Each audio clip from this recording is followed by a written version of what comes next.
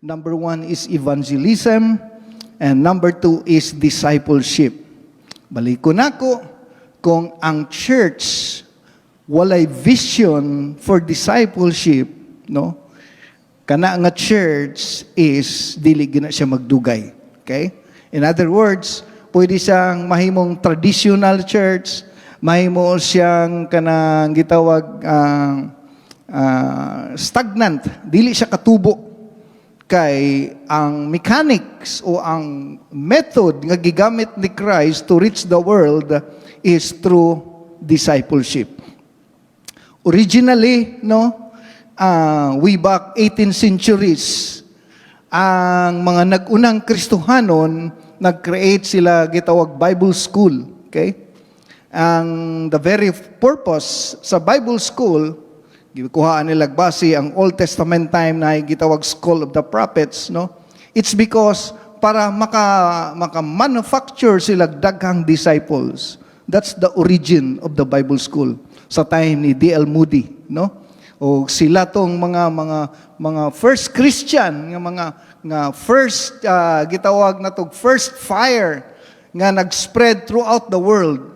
And tungod sa gitawag na tog kanang zeal or zealous fire sa pag-reach sa whole world, nag-create sila Bible school, mga Bible seminary, so that they can mass reproduce disciples.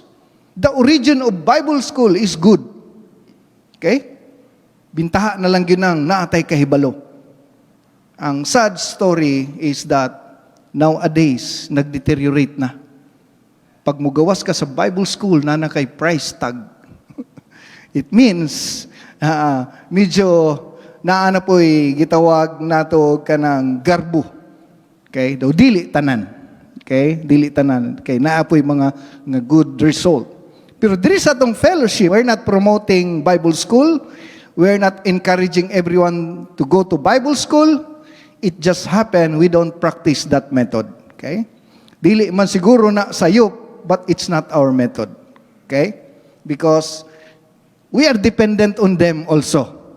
Ang atong gina-research sa internet, ang atong ginapalit ng mga books, no? Hinimo na sa mga nag-eskwela Bible school. But for us, the most effective tool to reach the world is an impartation of life.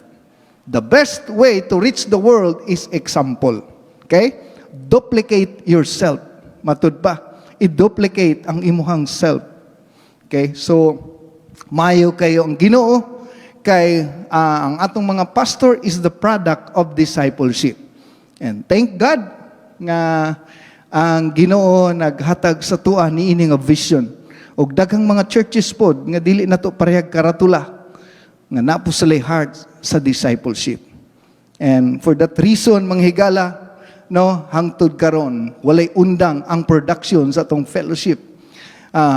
Wala lang nato gi-develop manghigala ang gitawag nato knowledge nato, di siguro ta ingnana kahawod sa Bible, but we make the most unsay naa sa tuang nga magamit ta sa Ginoo.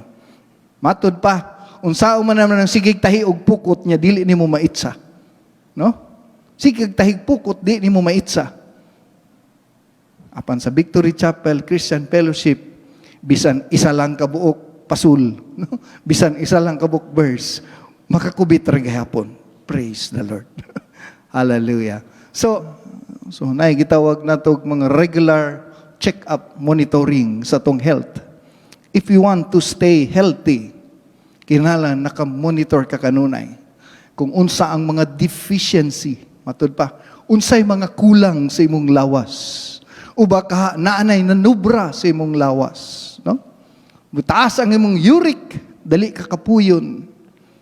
Nya pag muubos ang imuhang gitawag nato kaning unsa ginang sa iron deficiency, ang imong anemia ba, nay anemia, anemic, no?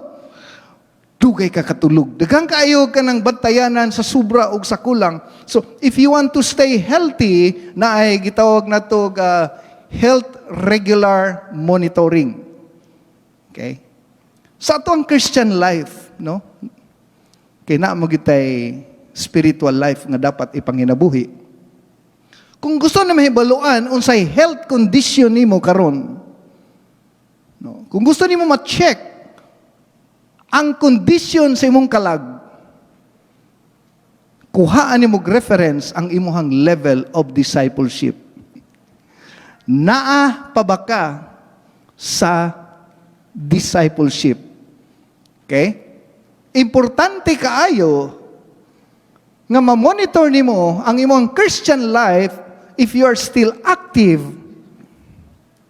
Ang imong health is active ba or medyo naa kay problema. Now, knowing sa ubang mga fellowship, thank you Lord, no? Nga naapoy gitawag nato nga mga fellowship nga padayon nga nagpagamit sa Ginoo. Nga wala nagpractice sa discipleship, kumbaga, ang ilang pattern is dili discipleship. Now, tungod sa ilahang gitawag way of pagpadako sa church o pagpatubo sa church is just, kumbaga, recruitment lang. Invitation, recruitment. To go to church is enough. To read the Bible is enough. To pray is enough. Well and good. Mo, ginapod ang dapat. Pero, kung ato ta sa deeper level, si Christ kanunay naga-challenge. Sulod. If you are, matud pa, kanang dili nimo ma-deny ang imong self, si Christ mismo nag-challenge, then you are not. Okay? You are not my disciples. Okay?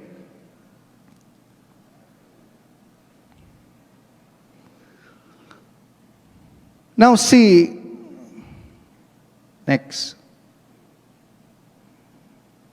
Okay. Sa Acts chapter 11 verse 26, the disciples was first called Christians. Thank you. Okay? Ang pinakaunang Christian nga gitawag, mga disciples. Ang word nga Christian katulo lang ning gawa sa Bible. No? Matud pa sa kanang tinawhanon nga paglantaw karon, pag dili ka Muslim, Christian ka. Murag duhalay seleksyon ato diri sa Pilipinas. Pero in Bible times, nigawas ang word Christian tungod sa mga disciples. So, sa ubang church, dili disciples ang tawag, young people. Nganong young people man? Nagtawag ko kahapon og usa ka Bible school nga teacher. And then, I try to communicate, nagstoryahan na mi. Yung ko, pastor, nganong ang tawag sa mga church karon dili disciple, kami disciple ang uban. Ang tawag nila is young people. It's because mismo ang church nakasabot that most of them are not disciples. Ulaw kayo tawagang kag disciples. Kunya, dili gika truly ang ngayon tawagon as disciple. So, the disciples were first called Christians in Antioch. That was si Barnabas, pagkatagbo niya kay Paul, nung giuban siya ni Paul, gidala ni Barnabas si Paul dito sa Antioch, o nagkahimo silang pundok dito. And the numbers of disciples were first called Christians. Okay?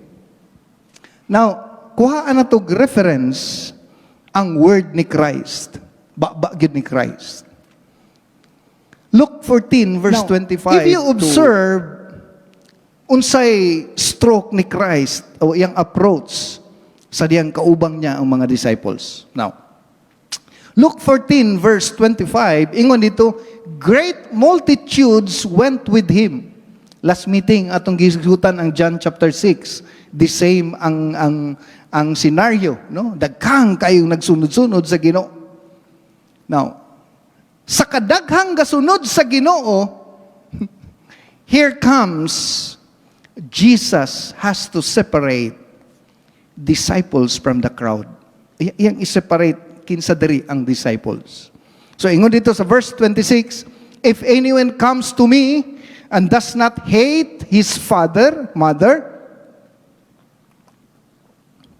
wife and children, brothers and sisters, and his own life, he cannot be my disciple. That is the first challenge of verse 26.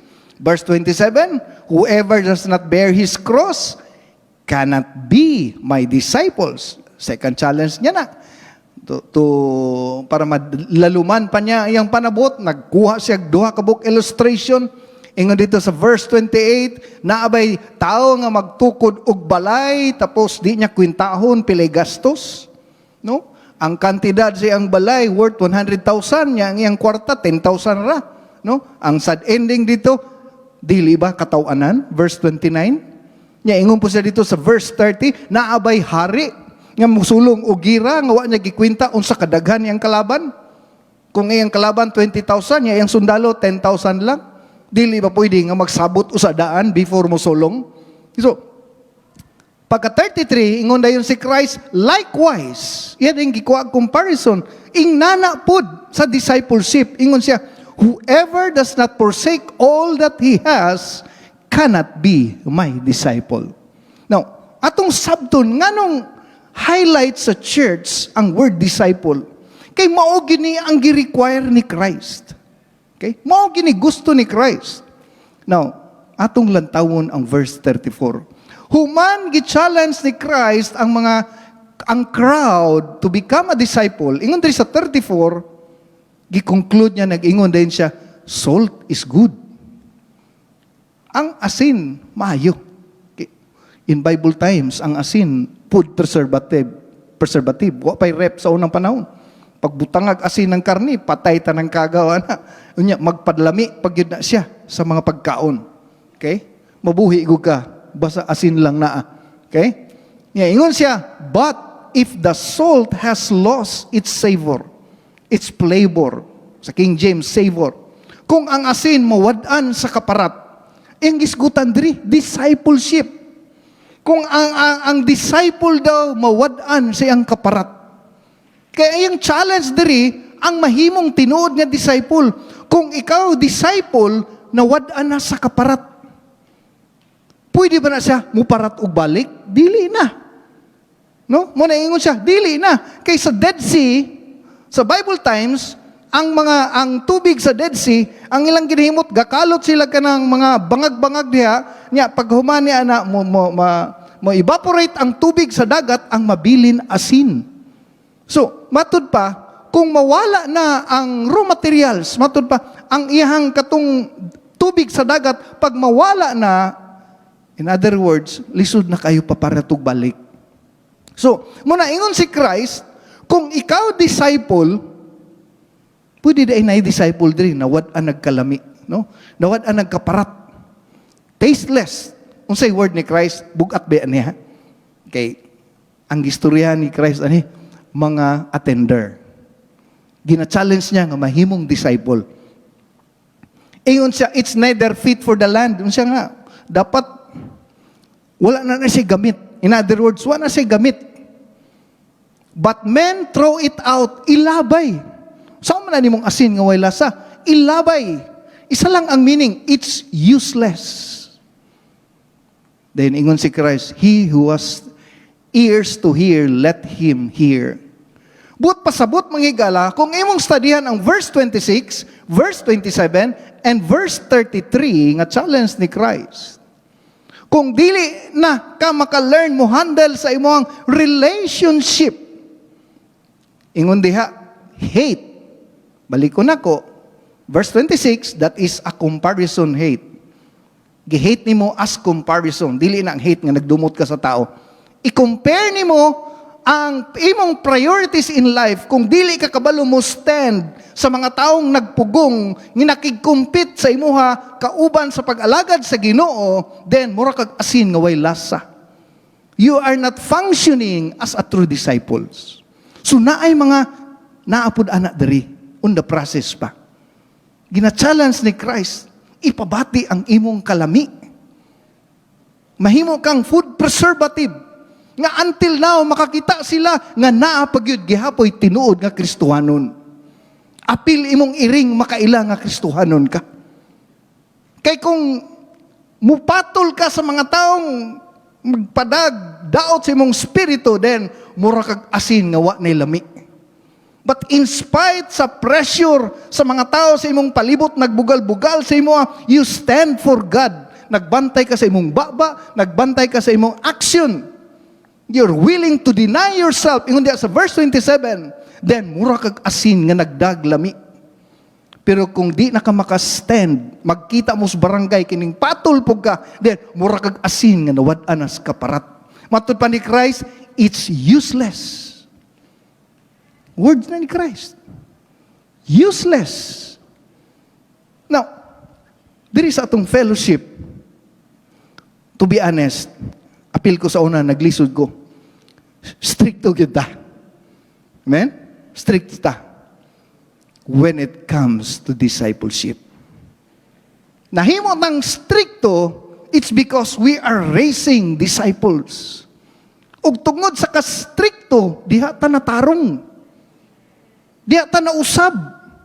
Kung imong tan-awon ang pattern ni Christ, basig kung kanang panahona nakadungog ka, di ka kasurvive. Unsa giingon niya kang Pedro? Appreciate ni Pedro si Jesus Christ, pero giing na niya, pahawa sa ako, Satanas. Kabarug ka ana? Kung ikaw ingnon og Satanas?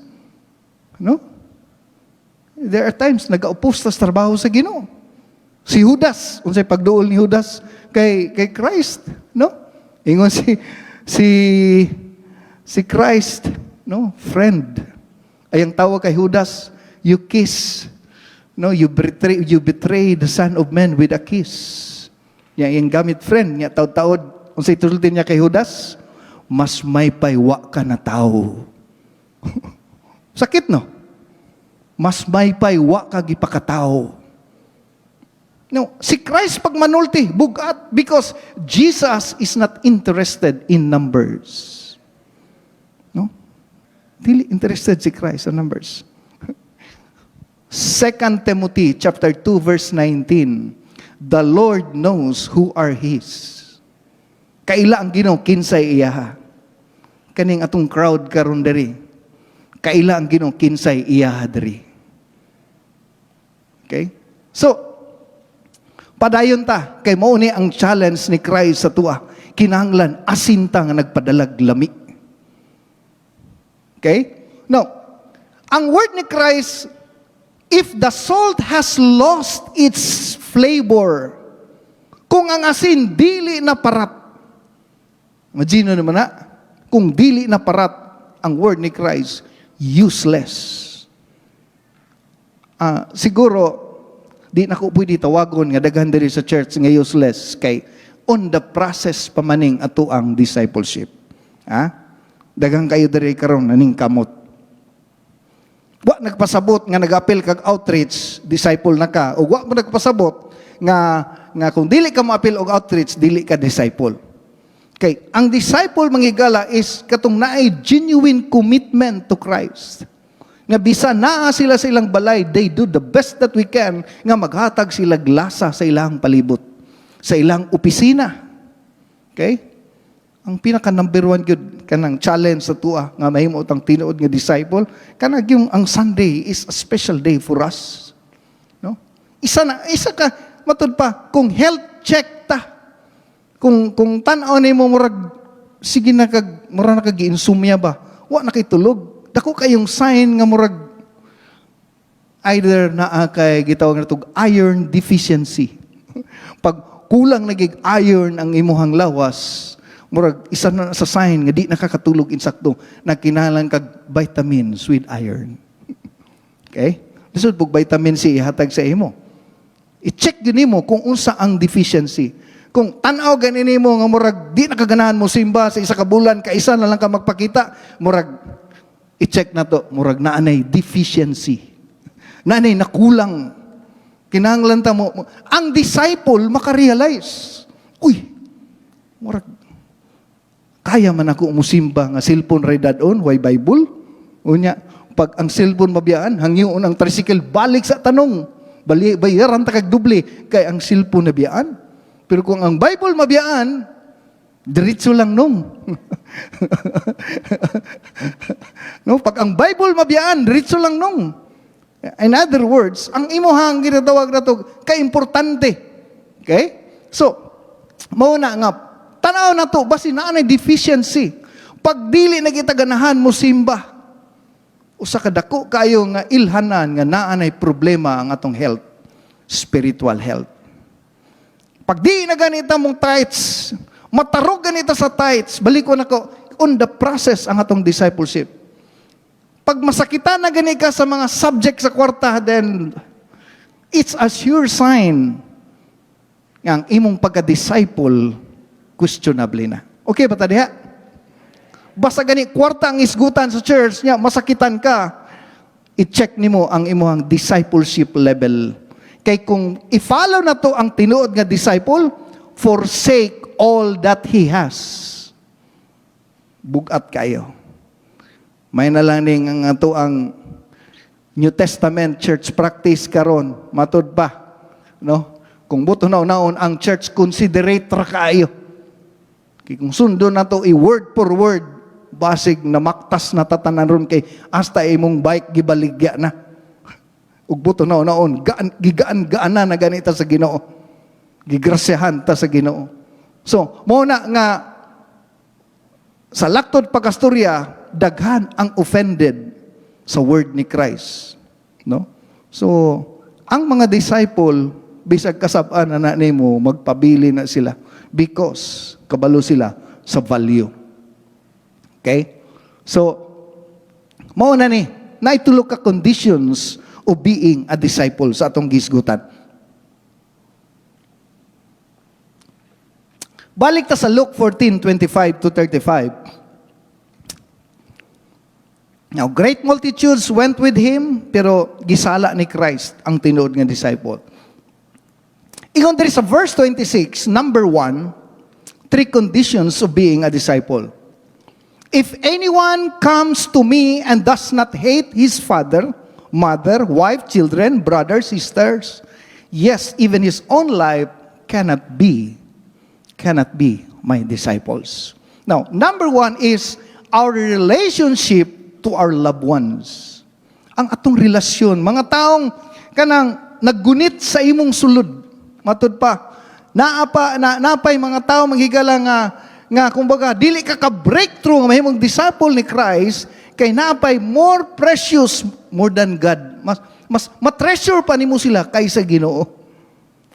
Hallelujah. So, but pasabot ani manghigala nga ang tinuod nga disciple pag si Christ muraganig kanang siguro pong example na ng kanaganing mga stars, di pa paggabi kita nimo, pero inigkaadlaw di nimo makita ang stars. Wala ang stars, no? Naaraga po na diha. Di na lang nimo nakita kay nasapawan siya sa kahayag sa sun. So, tungod sa kahayag sa sun, ang stars di nimo nakita pero wala. Ang put pasabot, ang imong gugma sa imong loved ones, wala. Naaraga po diha. Wa lang nimo nakita kay nasapawan sa kahayag sa adlaw. Amen ba? Di na nimo makita kung murag wa na nimo nahigugma ang pamilya. No, that's not true. Nahigugma kanila, di na lang nimo napansin kay nasapawan sa imong paghigugma sa Ginoo. Okay. So, isa na nga tan-awon na to. Kung mag-health check ta karon, kumusta ang imong relasyon sa Ginoo, nakababag ba ang mga tao nga mas gimahal nimo sa imong kinabuhi. Okay? So, ato daw tan-awon. Ang uban gani manghigala, ginakulata pa sa asawa. Sa bana, ginakulata sa bana pag mahibaloan nga nag-adtog church, and yet they continue to go to church. Ako, by testimony, pagkabalo sa akong family, nga nabot ko sa Victory Chapel, perting sukuha sa akong pamilya. Niabot ang time, threat na pugos akong ginikanan, kung magpadayon pa kadiya, di na kanamo pa eskwelahon. So, itong akong testimony before, nagbuhat ko exit private exit sa ako ang kwarto nga ako ray mugawas nga wa na ko lakaw-lakaw in obedience to my parents pero sa sekreto gadto gyapon ko og church, no? Kumbaga wa to nakapaundang sa kuha sa akong pag-alagad sa Ginoo. Abi nako nga tungod sa akong desisyon maundang nako sa Ginoo, akong pamilya mo reject na sa kuha. Ang good result kay during sa akong kasal, pag pananghid nako magpakasal ko, di pud gani sila mosugot. Pero as I stand sa promise sa Ginoo, during sa akong kasal, sila pa'y nagbayad sa restaurant, 300 person. Imagine, 1995, gikasal ko, 300 persons, sila ang nagbayad. Wa gay ko ga-expect. Okay? So, si Pastor Pandoy gabi siyang testimony, no? Sa iyang trabahuan, paundangon siya sa iyang pag-alagad sa Ginoo tungod siyang amo. Pero sayo ta sa story, no? According sa iyang gi-share. Kat-kat sa bintana kay moadto gihapon sa church, kay mga lagad gyud gihapon sa Ginoo. Si Pastor Toto Baldomar sa Kidapawan, kauban mi sa una sa drama ministry, gasturyahan mi sa mga problema namo sa una. Naa sila sa Davao kay nag-eskwela, nag-boarding house lang na sila diri. Gi-operan sa siyang ginikanan, ayaw nagbalik dito sa Davao sa Victory Chapel. Diri na ka, gi-opera na ang tanan, iyang gibalibaran to. Nagpadayon siya, nagunaw na siya. Kung dawato niya ang offer siyang parents, mawala siya sa Ginoo. Yat nag-stand siya, ang result, karon siya pa'y gisaligan siyang ginikanan. Daghan kay tag mga matud pa, more than, abi nimo ang imong gibiyaan, murabag, mas daghang mawala kung ang Ginoo imong kuhaon. Pero mas daghag madugang kung ang Ginoo imong gunitan, ang palibot imong kuhaon. Okay? Di lang na nimo makita. Matud pa, ang imong nakita, panggawas lang. Ilalom sa makina, dagang nag-ooperate, ngawa nimo nakita. Okay? Ang mga nibaluan, manubila lang, pero ilalom sa makina, dagang nag-operate, nga di ka kakita, pero busy sila sa pagtrabaho para sa imuha. Kung maghimo tag stand para sa Ginoo, muna ingon si Christ, nga sa atong relationships, atong mga loved ones, if you want to be a disciple, i-consider ni mo na.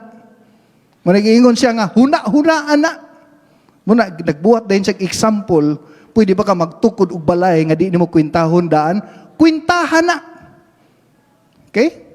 Ikaduha, ingon sa diri, your own self, verse 27. And whoever does not bear his cross and come after me cannot be my disciple. Ang imong kaugalingon mismo, pertin mong dakuag struggle anang imong self. Sa imong kaugalingon palang daan. No? Daghan tag dapat i-deny sa atong self. Imagine, nagtrabaho ka sa kumpanya, di ka malate, 8 o'clock sa buntag.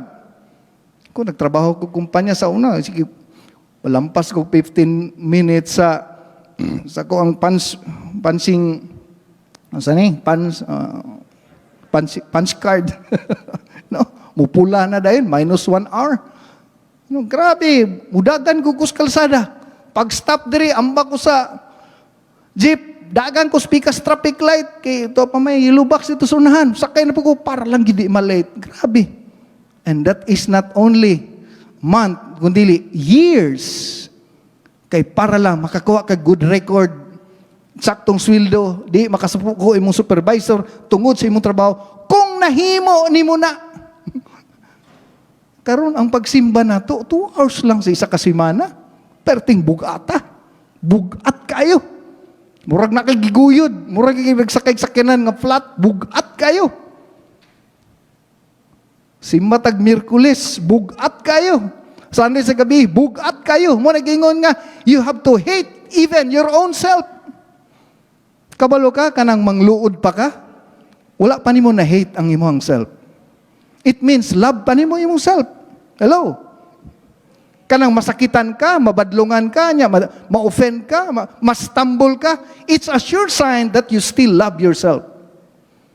Muna ingon si Christ, even your own self. Muna ingon sa diya, sa verse 26, your own life. Sa verse 27, bear His cross. Mo ni siya ang ilhanan, mangigalangan. Naay mga butang sa atong life nga ginaatubang nato, mga kalisdanan, mga struggles, mga tao. That is your cross. It means, kung dili ni mo na siya, kayang i-overcome according to Jesus Christ. You cannot be my disciple.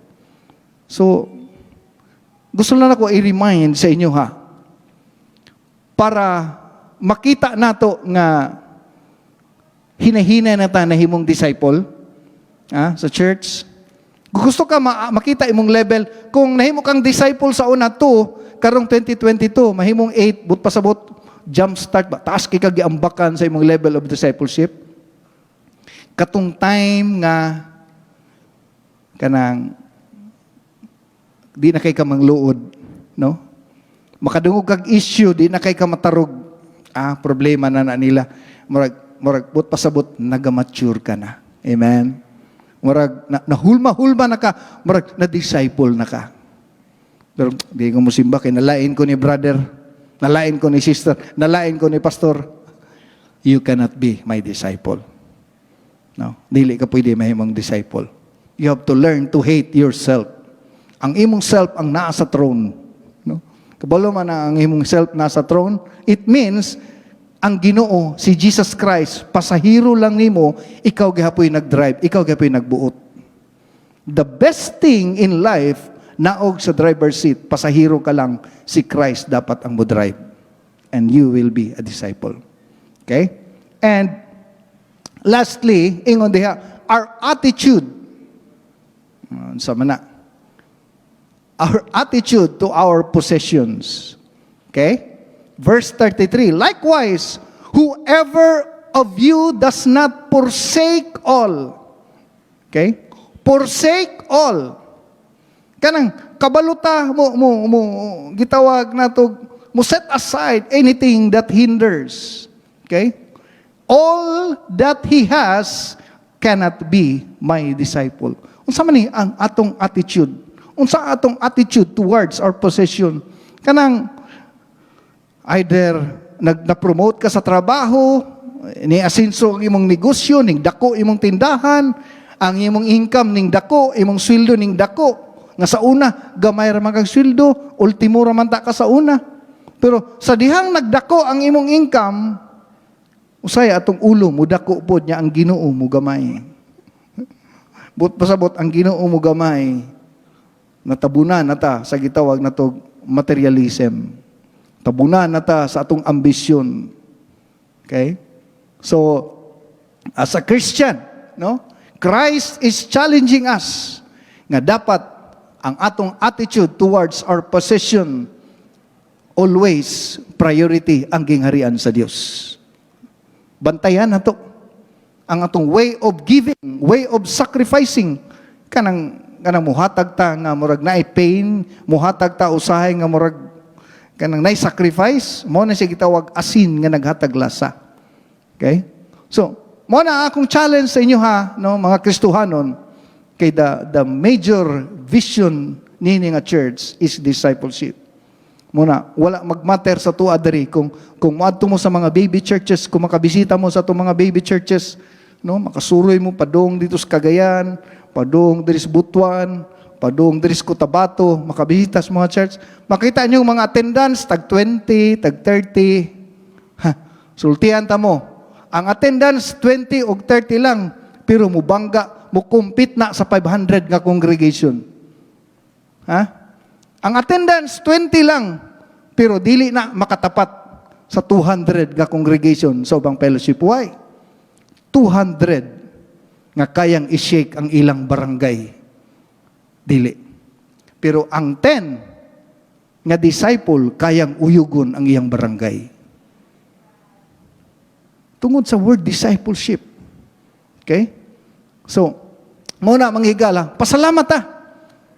No? Kung nabilong ka niini nga church karon, bago pa ka niini nga church karon, I tell you, niabot ka sa right place. Kay we are making disciples. Nagahulma, nagamold, naghimo tag mga tinunan. Wala ta diri manghigala, naga-cater lang para lang mo ma-enjoy. Wala, worship. Balik po sa Domingo, walay dautan, pero dili na maong panawagan sa Ginoo. Daghang mga church karon ginahimo nila ang wala ginapabuhat sa Ginoo. Nya ang ginapabuhat sa Ginoo, wa na nila buhata. Daghang ginapabuhat ang Ginoo nga wala ginabuhat sa uban. Muna manghigala, thank you Lord. Bantayan lang nato ang ato pong garbo. Kay tinuod, wa lagi tay Bible school. Pero sometimes hambugiro kay ta, wa may Bible school pero kuyaw kay mong simbahan. That is still pride. No? So, magtagbo gyud gyapon ta diha sa Ginoo. Na ang isip usa ka Kristohanon, makakat-on gyud siya nga mahimong magdesisyon diha sa Ginoo. John 6 verse 2, great crowd gyapon nagsunod sa Ginoo. Pero sadang nag-challenge ang Ginoo sa the same challenge sa Luke nga atong gibasa ganina. Ingon dito sa verse 66, from this time many of his disciples turned back and no longer followed him. Kita ninyo? Turn back. Many of his disciples followed. Ingon diri sa 62 sa verse 2. But from this time, verse 66, many of his disciples turned back and no longer followed him.